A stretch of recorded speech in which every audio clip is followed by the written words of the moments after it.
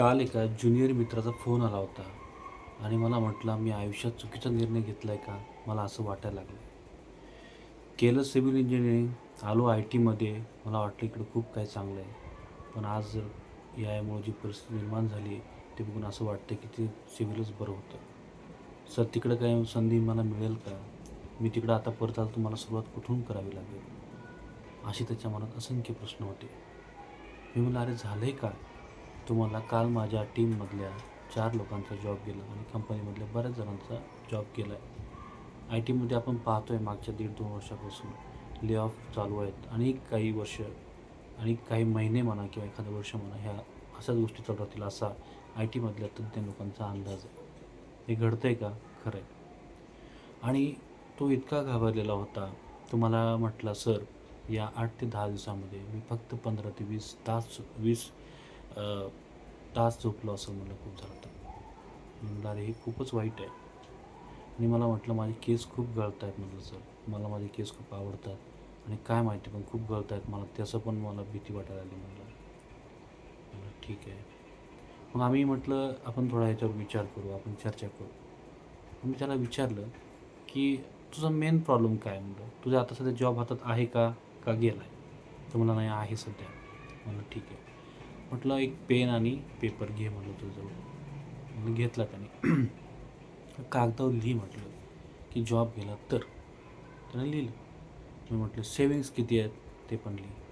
म्हटलं, "त्या सेव्हिंग्ज किती दिवस पुरतील?" ते पण लिही.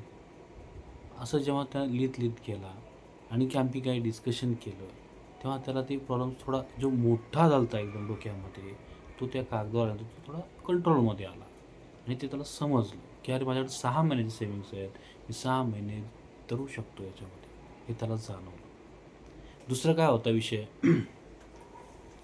की तो बोलता-बोलता सहज म्हटला, "सर, माझ्यासोबतची मुलं एवढी पुढे गेली," म्हटलं, "सगळी स्टेबल आहेत," म्हणलं. "मला खरंच वाटतंय," म्हणलं, "की एवढं इनसिक्युअर लाईफ नको," म्हणलं. "ते कन्स्ट्रक्शनमध्ये पगार कमी आहेत," म्हणलं, "पण बरं आहे," म्हणलं, "तिकडं." "अहो, मी गव्हर्नमेंट एक्झामची तयारी करायचो," म्हणलं, "मला मार्क्स चांगले यायचे," म्हणलं. "मी थोडी गडबड केली," म्हणलं, "तेव्हा आणि मी इकडं जॉइन झालो," म्हणलं. "आणि माझ्यासोबतची पोरं आज चांगल्या पोझिशनला आहेत," म्हणलं, "खूप चांगला पगार घेऊन स्टेबल आहेत," म्हणलं. "खोटं सांगत नाही मी. शिपाई म्हणून जरी जॉब लागला असतो ना सर," म्हणलं, "माझं लय बरं झालं असतं," म्हणलं. "मी आनंदी असलो असतो," म्हणलं. मी म्हटलं, "अरे, हा निर्णय इकडे यायचा कोणी घेतला आहे?" म्हटलं, "मीच." म्हटलं, "ज्यावेळेस तू हा निर्णय घेतलास, ज्यावेळेस तू इकडे लागलास, त्यावेळेस तुला पगार किती होता?" म्हणलं, "50,000 होता." म्हणलं. "त्यावेळेस तुझ्यासोबतची जी मुलं होती, जी अभ्यास करत होती, त्यांचं काय होतं?" म्हणलं, "ते काय फक्त अभ्यासच करत होती, परीक्षा देत होती, म्हणजे स्ट्रगल करत होती. ना अर्निंग होतं, ना फ्युचरचं काय माहीत होतं. फक्त एक होप होती आणि ती करत होती. त्यांनी तो पिरियड तेव्हा झेलला, जो तुझ्या आज आला आहे आणि नंतर त्यांना त्याचं फळ भेटलं. म्हणजे तुला आता दुःख वाटतंय ज्या गोष्टीचं, तू ते फळ आधीच तुला भेटलेस." "हो," म्हणलं, "तसं झालंय," म्हणला. मी म्हणलं, "अरे ठीक आहे, आता हे 3 वर्ष काहीतरी त्यानं जॉब केला आहे. ह्या 3 वर्षात तुला काय फील झालं आहे काम करत असताना आय-टीमध्ये?" म्हणलं, "सर चांगलं आहे," म्हणला. "म्हणजे ठीक आहे, की थोडं प्रेशर वगैरे असतं," म्हणला, "पण कन्स्ट्रक्शनपेक्षा थोडंसं बरंच आहे," म्हणला. "पण इन्सिक्युरिटी खूप आहे," म्हणला. म्हणलं, "ठीक आहे." मग मी त्याला म्हटलं, "हे कशामुळे होतं रे?" म्हटलं. "आता मी तर काही तज्ञ नाही आय-टीमधला. तुम्हीच सांगू शकता मला हे. आम्हाला काय माहिती?" म्हणलं. "मला फक्त काही पेपरला वाचले, जी काही तुझ्यासारखी मित्र आहेत, त्यांच्याकडनं काही गोष्टी समजतात तेवढंच माहिती आहे," म्हणलं. मग म्हटलं, "हे सर ए-आयमुळे जास्त व्हायला लागले," म्हणलं. "ठीक आहे." मग ए-आयमुळं असं काहीच नाही आहे का, की ए-आयमुळे काही संधी निर्माण झाल्यात? जसं ए-आयमुळं काही परिणाम होतोय, तसं ए-आयमुळं काही संधी पण निर्माण ह्याच्याकडे तू काही बघितलंस का? नाही म्हणलं, "सर करतोय आम्ही, शिकतोय," म्हणला. "पण तेवढ्या ओपनिंगच नाही आहेत मार्केटमध्ये. असेच लोकं खूप कमी करायला लागले." ठीक आहे," म्हणलं. मग मी त्याला विचारलं, की "तुझं घरचं कसं आहे?" मग त्याचं लग्न गेल्या वर्षीच झालं होतं, मला माहिती होतं. "लग्न तर झालंय," म्हटलं, "सर आम्ही दोघं इथे राहतो. आई-वडील गावाकडे असतात, लहान भाऊ असतो." "मग ते काय करतात?" म्हटलं, "शेती करतात." "मग शेती किती आहे?" म्हणलं, "10 एकर आहे." म्हणलं, "अरे वाह! चांगली शेती आहे." म्हणलं, "शेती पाण्याची?" म्हणलं, "हो, व्यवस्थित आहे." म्हणलं, "मध्यम सगळ्या गोष्टी आहेत." म्हणलं. म्हणलं, "ठीक आहे." म्हणलं, "तुम्ही कधी गावात पंगत वगैरे दिली का?" "अहो सर काय," म्हणला, 3-4 पंक्ती तर आमच्या सहज होतात म्हणलं वर्षभरामध्ये. म्हणलं, "अरे." मी थोडं थांबलो. मग मी म्हटलं, "तू हे तुझ्या घरच्यांना गोष्ट बोललायस का की?" "नाही," म्हणलं, "सर या वयात कसं बोलू?" म्हणलं. "तो 28 वर्षाचा आहे बरं का." किती विचार करतो माणूस बघा. तो म्हटला, या वयात आई-वडिलांना आधार द्यायचं सोडून आई-वडिलांच्या जीवावरचं म्हणजे त्यांना स्थान देणं मला काही योग्य वाटत नाही," म्हणलं. "पण हे ठरवणारा तू कोण? त्यांनी कशाचं स्थान इथून येते तुला काय माहिती आहे?" नाही पण सर म्हणला कसं सांगू म्हणलं त्यांना. म्हणलं हे बघ, गाईला गाईची शिंगं कधी जड नसतात. मला आजच्या पिढीला आपणच हे विचार करतो की आपल्याला आपले आईबाप जड होतात, पण आईबापाला लेकरं कधी जड होत नाहीत रे. तुझे वडील 3-4 पंक्ती गावात अशा जीव घालतात वर्षाकाठी. त्यातली एक पंगत जर त्यांनी कमी केली तर साला तुझं 6 महिन्याचं राशन निघेल. तुमच्या दोघांना लागतंच किती रे? हां, बरोबर आहे म्हणलं सर. आणि माझ्याकडे शेविंग पण आहे म्हणलं.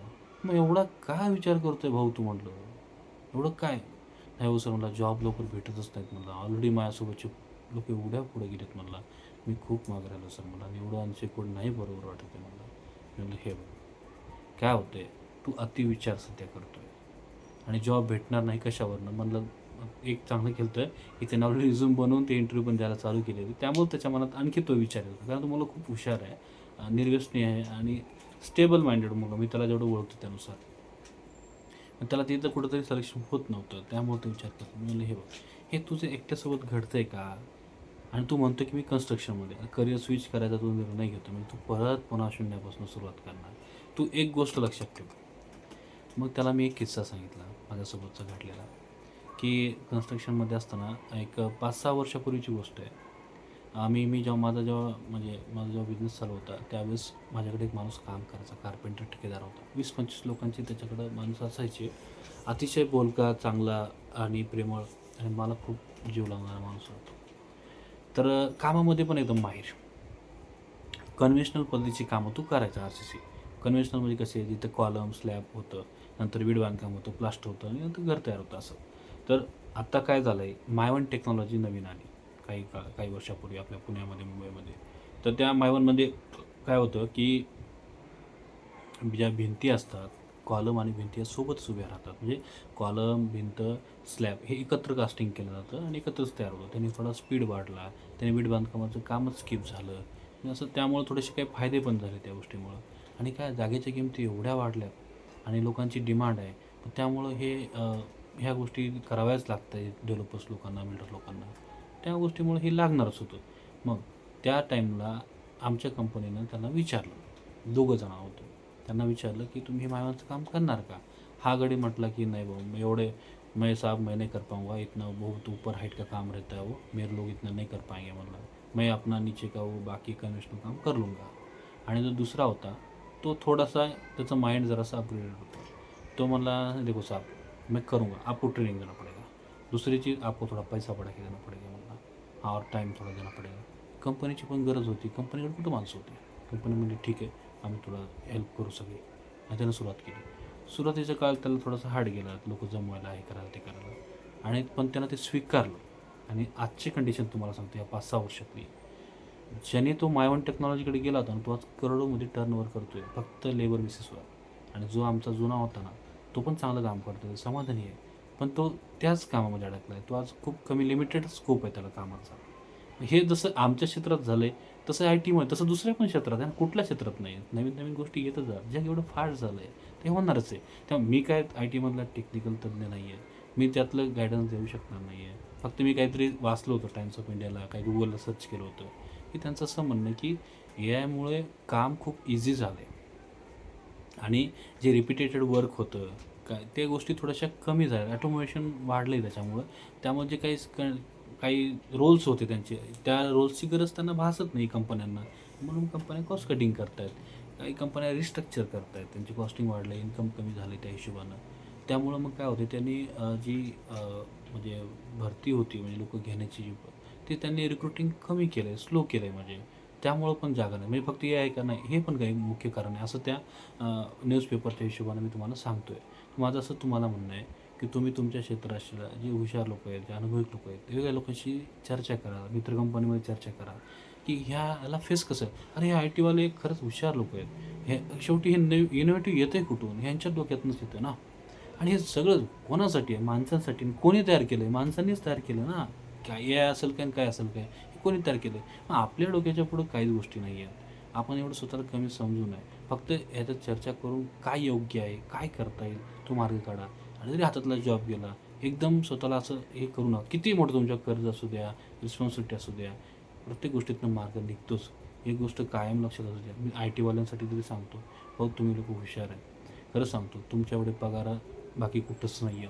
तुमच्या एवढ्या सुट्ट्या कुठंच नाही. ठीक आहे, वर्कलोड आहे तुमच्याकडं का तर आहे. आता ते तुम्हालाच माहिती तुम्ही कसं मॅनेज करता, काय करता. पण ह्याच्याकडं पण बघा, की तुम्ही जे लोकं 3-3 वर्षामध्ये जेवढा पगार कमवता, तुम्ही एका वर्षात कमवताय. ह्याच्याकडे जाऊ द्या ना, 5-6 महिने, वर्ष गेलं तिकडं-तिकडं. तोपर्यंत काही लागतंय का? वेगळं काही हातात येते का? एखादं स्टार्टअप काहीतरी चालू करू शकतात का?